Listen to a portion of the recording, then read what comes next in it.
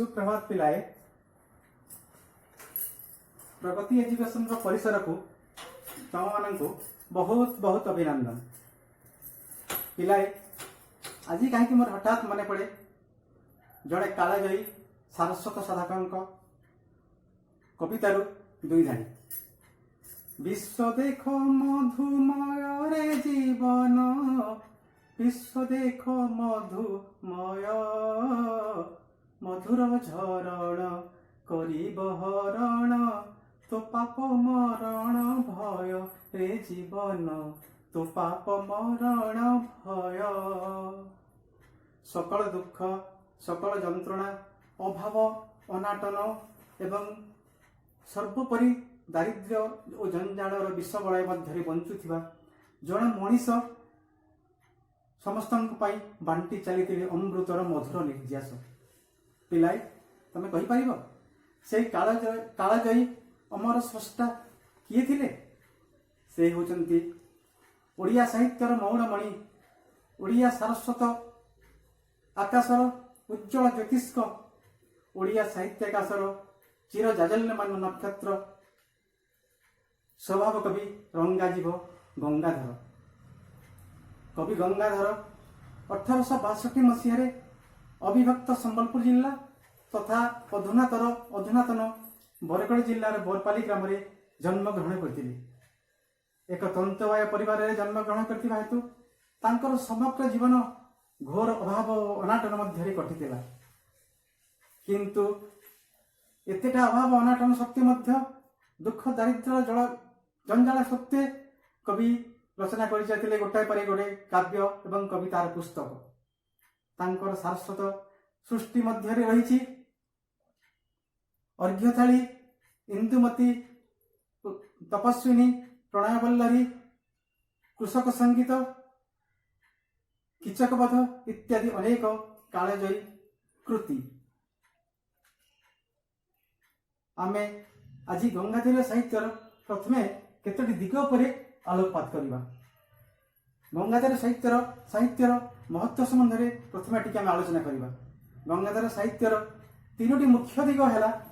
प्रथमटी है तांकर प्रकृति प्राणता। गंगाधर प्रकृति को मन भरी भल पाउथिले। तांकर कवितार छत्रे छत्रे प्रस्फुटित हुए प्रकृतिर गभीर रूप, प्रकृतिर सुमधुर रूप, प्रकृति को केते से जीवंत रूप चित्रण करछंती। आमे जदि तापरे नमूना नबा आमे उदाहरण स्वरूप देखि परिबा। मु तुमको कहि गोटे मंगले ओइला उषा बिकचरा जीव तृषा, जानकी दर्शन तृषा, हृदये बही कर पल्लवी निहार, मुक्ता धरी उपहार, सतींक बास बाहार, प्रांगणे रही कल कंठ कंठे कहिला, दर्शन दिय सती राति पाहिला। सुंदर अति चमत्कार कवि गंगाधर प्रकृति को जो कमनीय सुंदर मोहनीय रूप से काव्य कविता चित्रण कर देखिले भारी आश्चर्य लगे। गंगाधर साहित्य द्वितीय दिगटी है देशप्रेम। तांकर अनाटल देशप्रेम, तांकर अगाध स्वदेश वत्सलता आज भी समस्त को भावाभिमुक्त करे। से चाहूले सब ए जातिर उन्नति हो, ए देशर उन्नति हो एवं सर्वोपरि भाषार उन्नति हो। कारण भाषार उन्नति नहेले जातिर उन्नति हेब नाही एवं सर्वोपरि ए देशर उन्नति संभव नुह। तेणु कवि गंगाधर तांकर साहित्य कृति तांकर सबु काव्य कविता देखा मिले देश प्रेमर गभीर निदर्शन, तांकर देश प्रेमर गभीर झलक। तांकर आउ गोटे दिग है साहित्य साधन आउ गोटे दिग है विभु प्राणता, विभु प्रेम बा भगवत प्रेम। से भगवत केमिति भगवत विश्वासी थिले तथा से किपरि भगवान को अंतर दे भल पाउथिले, किपरि से भगवान को ठारे निजको समस्त रूपे निजको समर्पण करथिले। आमे जदि तार गोटे उदाहरण नेबा सेटा हला मु तांको से समते तांको द्विपद कहिबी। से लिखिछन्ती गोटे जगह रे तांकर भक्ति कविता रे जे मुकार मातर मोर नुहे बोली, मुकार मातर मोर नुहे बोली, कहिबाकु नाही बाट, दुरुश्री चरणे अर्पण करुची, घेनता विश्व सम्राट। मुकार बा मुक्त आमे जानू, मुकार और मुक्त अथवा मुक्त यह ही मनुष्यर सकल गर्भ एवं सकल अहमिकार मूल उत्स, यह ही मनुष्यर विनाशर कारण। यह उपलब्धि करी कवि गंगाधर यह भगवान ठारे निजक समर्पण कर से वर्णना कर निजर बोली किसी ही नहीं, सबू सबू ही भगवान कर देय। दुनिया रे आमे जहाँ देखुचु सबुठी भगवान का सत्ता विद्यमान, सबुठी ही से निरंतर विद्यमान अछंती, सबु ही तांकर वरदान। तेणु कवि गंगाधर जहाँ से अनुभव करिसंती केवल मृत्यु ही निजर, आउ सेटा ही सकल गर्वर गर्व एवं अहमिकार मूल स्रोत भावी से ताकू समर्पण कर प्रभु मंगलमय भगवान ठाए। से किछि ही निजर बोली नहीं, से कहते किछि ही निजर बोली नहीं एवं मुक्त को से भगवान ठाए समर्पण कर। आमे जदि गंगाधर साहित्य केमती विश्लेषण करिबा, दिन पर राति राति पर दिन सरी जिबा सिना, किंतु ना अछि तार अंत ना अछि तार परिसमाप्ति। तुमे जानिथिबो फकीर मोहन सेनापति ओडिया साहित्यर से आहुरी जणे अमर साधक। फकीर मोहन सेनापति मध्य गंगाधर साहित्य रे आत्मविभक्त होई उठिथिले, आत्मविभोर होइथिले एवं से कहिथिले बरपाली देशे अछि गंगाधर मेहर, बरपाली देशे अछि गंगाधर मेहर। कवि लेखि अछि कविता ढेर ढेर, कविता गुड़िक पढ़ी मन मानी जाए, आउ से लेखिब बोली बाट चाही थाए। माने एथिरु जना पड़े गंगाधर मेहर केते जनप्रिय थिले, तांकर समसामयिक फकीर मोहन सेनापति तांकर समसामयिक कवि लेखक थिले एवं से केवल जनमानस नुह तांकर समसामयिक कवि और लेखक मान मध्य अत्यंत प्रिय थिले। पिलाए सही कालजयी साहित्य साधक, ओडिया साहित्य आकाशर एक जाजल्यमान ज्योतिष्क श्रीयुक्त श्री गंगाधर मेहर कृति अमर कृति साहित्य उद्यान एक सुंदर पुष्प, एक सुंदर कविता पुष्प उद्बोधन को संगृहित कर जाई अष्टम श्रेणी पर उद्दिष्ट ओडिया पुस्तक साहित्यायन रे रखा जाइछि, जहाँकि एबे बा आजी आमे से विषय टिके आलोचना करिबा, सेही कविता संबंध रे टिके अनुसरण करिबा। कविता शीर्षक है उद्बोधन। मु भावुची बोधे उद्बोधन शब्दर अर्थ तुम मान नुआ नुह। उद्बोधन अर्थ हुए तो तुम मैंने बुझुव, तथापि मु कही उद्बोधन अर्थात जनगण मध्य एक नूतन चेतना और जागरण सृष्टि निमंते प्रचेष्टामूलक आह्वान और परामर्श ताकू ही कह जाए उद्बोधन। आमे उद्बोधन शब्दर यही अर्थ यदि नेबा, आमे उद्बोधनमूलक कवितार आउ दुईटी उदाहरण नहीं पारिबा। एठी कवि गंगाधरंकर यही उद्बोधन कविता व्यतीत आउ दुईटी उदाहरण मुझे तुमको देवाक चाहे। गोटे है तुपरा बड़ाऊ उत्कल संतान, जहाँकि लिखित उत्कल गौरव मधुसूदन दास को द्वारा। तुपरा बड़ाऊ उत्कल संतान, तुपरा बड़ाऊ उत्कल संतान, तेबे किं पाए ते भीरु। तुपरा बड़ाऊ उत्कल संतान, तेबे किं पाए ते भीरु।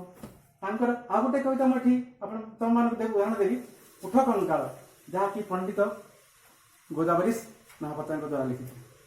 कवितार शीर्षक है उठ कंकाल। उठ कंकाल जाक दुर्बल छिड़ु श्रृंखल आजी, उठ कंकाल जाग दुर्बल छिड़ु श्रृंखल आजी उठ गत गौरव वृत गौरव हृत गौरव राजी उठ गत गौरव हृत गौरव वृत गौरव राजी।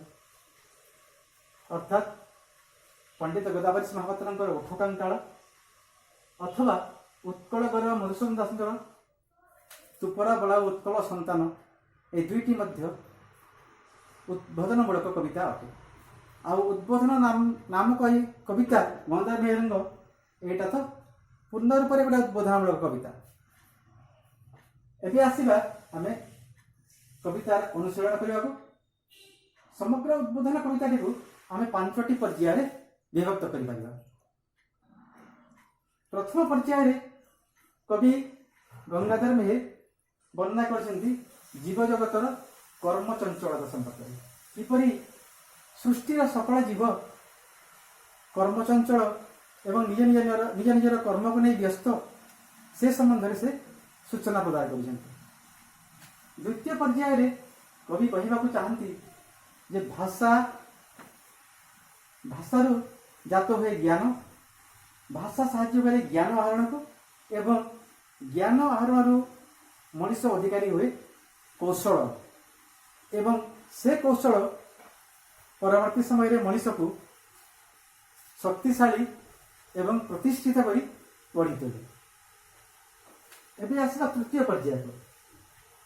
तृतीय पर्याय रे कवि गंगाधर मेहेर मातृभाषा प्रति मनुष्यर महत्वबोध और उच्चाभिलाषी होगा कवि आह्वान देछन्ति।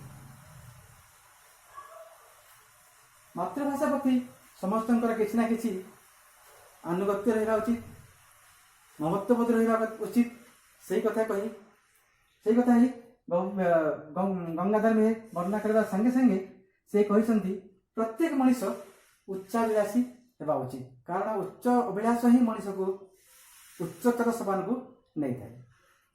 परवर्ती पर्याय अर्थात चतुर्थ पर्याय रे आमे देखिबा कवि गंगाधरंकर वर्णना युव समाज उदासीनता कविंकर क्षोभ और आह्वान।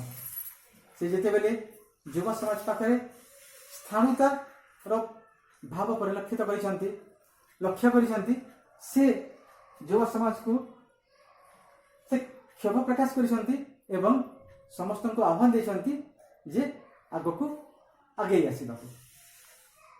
तापरे अंतिम पर्याय बा शेष पर्याय रे कवि उपसंहार मूलक किसी मंतव्य रखिछंती पाठकों को निमंत्रण। ताहेले आज आमे आसीबा कविता को। पिलाए एबे आमे आसीबा हमर आलोचनार द्वितीय पर्याय माने आमे वर्तमान कविता को पढ़ी ताकू बुझीबा चेष्टा करिबा ताकू टिके विश्लेषण करबा चेष्टा करिबा देखिबा केते सुंदर रूप से कवि गंगाधर जहाँ कहवाक चाहती ताकू उपस्थापित कर।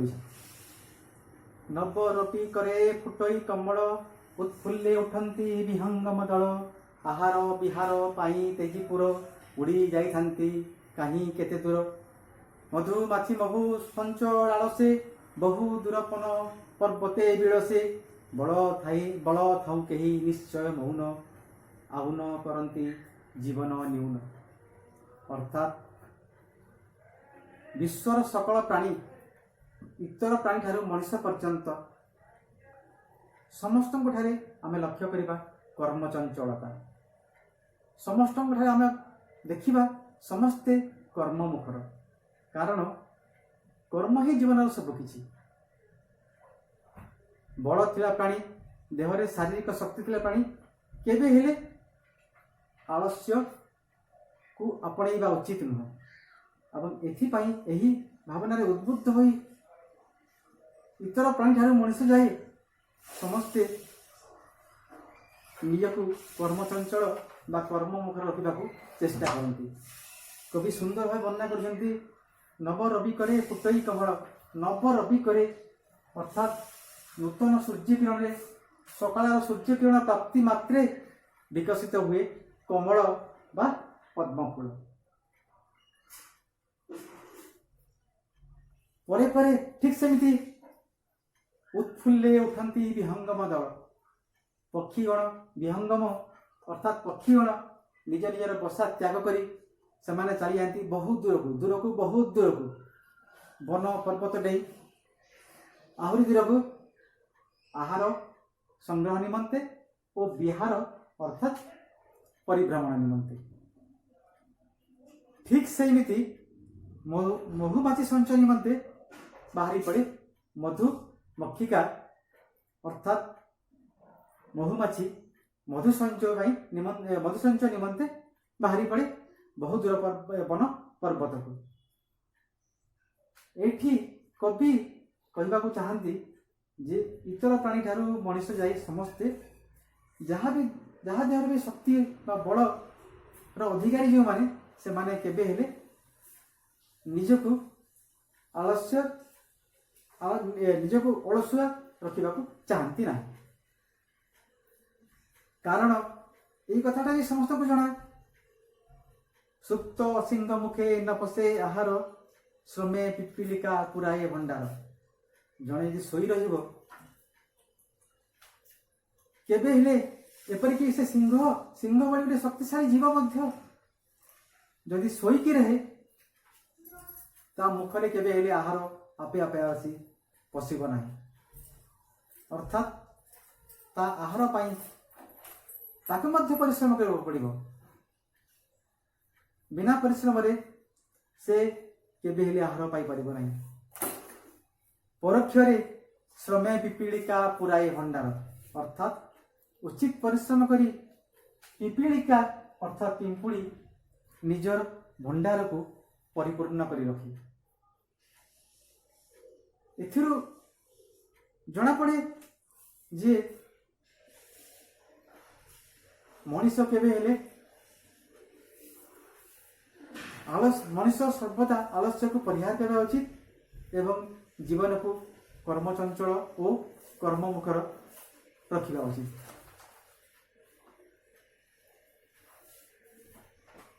कवि परवर्ती पर्याय आहरी लिखिं मेली थिले पाटी सोई वृक्ष तले वृक्ष च्युत फल न पड़े कबले।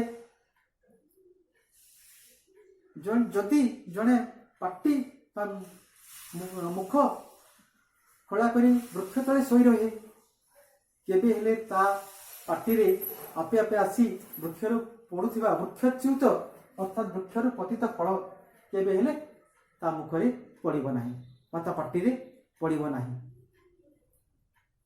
एणु परिश्रम ही सबुथिर मूल अटे।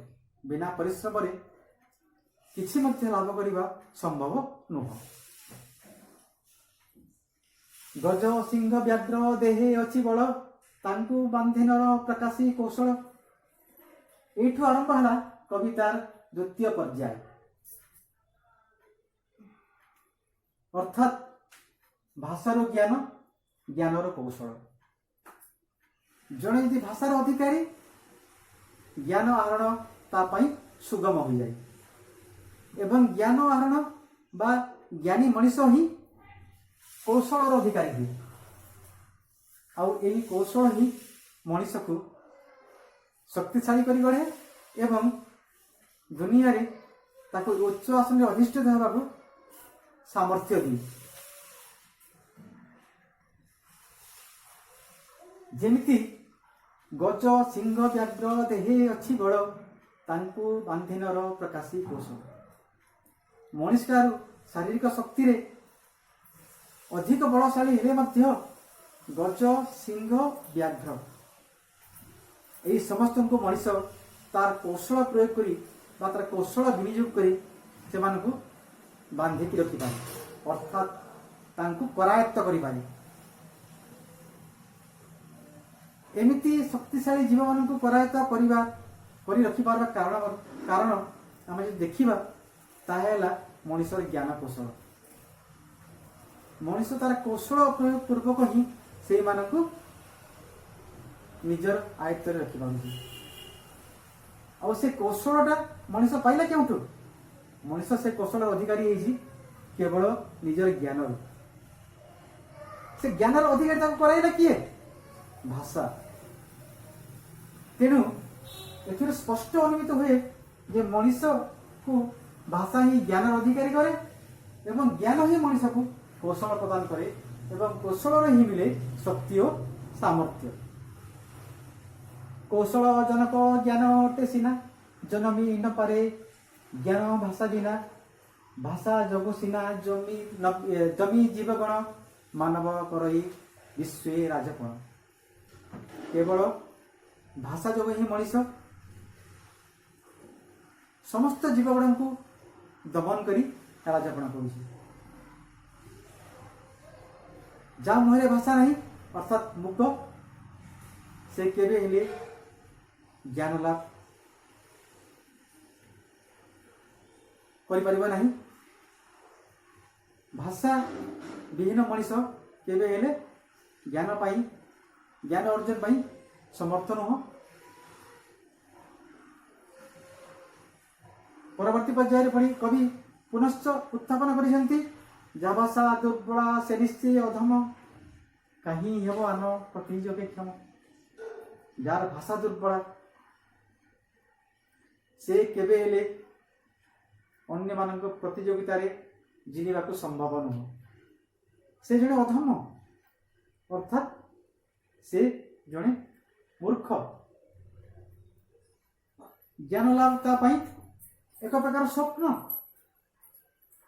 एवं से अन्य मानकु प्रतियोगिता रे हराई आग को उठिबार सौभाग्य लाभ करि पारिबो नाही।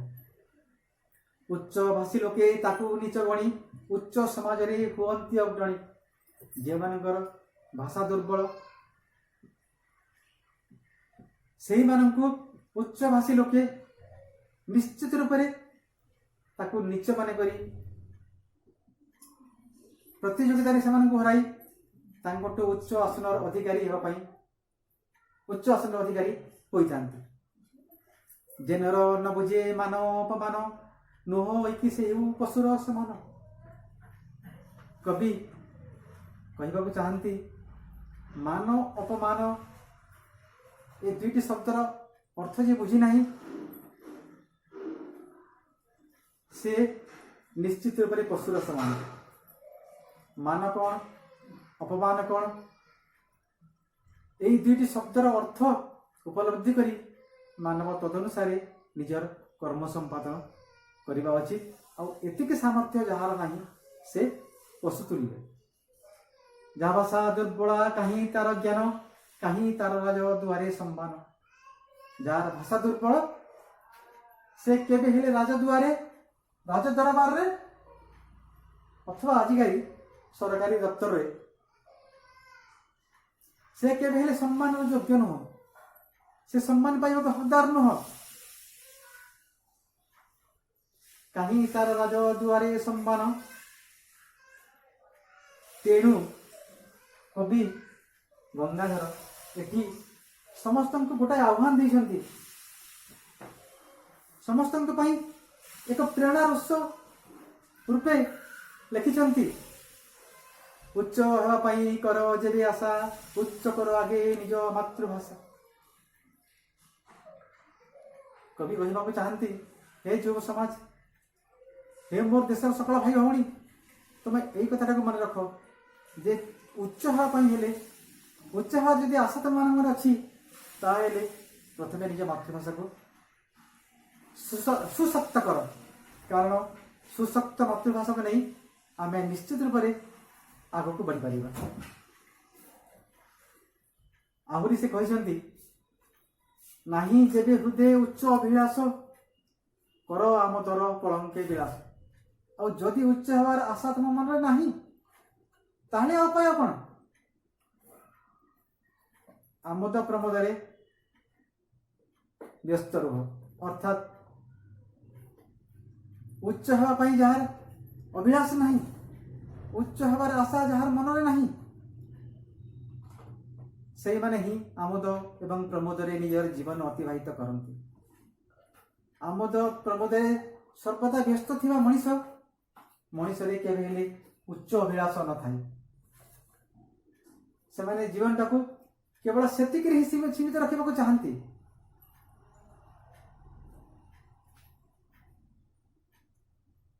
उच्च पद पाई कवि पुणी लिखिछन्ति उच्च पद पाई डाकिले राजन केते जन अच तहिकी भाजन। उच्च पदपदी पाई यदि तुमको डका जाए तुमको आह्वान मिले केते जन तहिकी भाजन अछ। भाजन अर्थ है योग्य केते जन तहिकी योग्य अछ।